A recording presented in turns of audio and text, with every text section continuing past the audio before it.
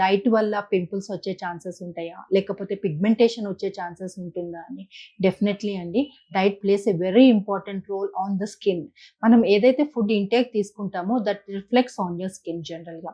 So acne జనరల్గా ఎందుకు వస్తుంది అంటే when we have more dairy products కావచ్చు, లేకపోతే కార్బోహైడ్రేట్స్ ఆర్ ప్రాసెస్డ్ ఫుడ్స్ ఎక్కువ తీసుకుంటున్నప్పుడు ఆటోమేటికల్గా మనకి హార్మోనల్ ఇంబ్యాలెన్స్ అనేది జరుగుతుంది. సో ఆటోమేటికల్గా మనకి ఆయిల్ సెక్రీషన్స్ అనేది ఎక్కువగా ఉండటం వల్ల this reflects on your face as like a acne లాగా రిఫ్లెక్ట్ అవుతూ ఉంటుంది.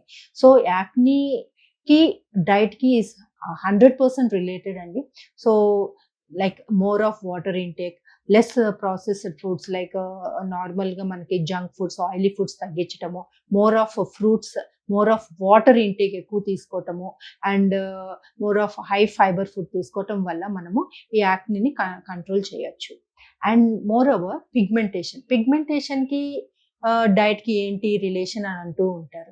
ఎస్, డెఫినెట్లీ పిగ్మెంటేషన్ కూడా మన గట్ హెల్త్ సరిగ్గా లేదనుకోండి, డైట్ సరిగ్గా ఇండైజెషన్ అవటం వల్ల కూడా మనకి స్కిన్ పైన మనకి డార్క్ స్పాట్స్ రావటము, హార్మోనల్ ఇంబ్యాలెన్స్ జరిగి ఈ డార్క్ పిగ్మెంటేషన్ రావటం అనేది కామన్గా జరుగుతూ ఉంటుంది.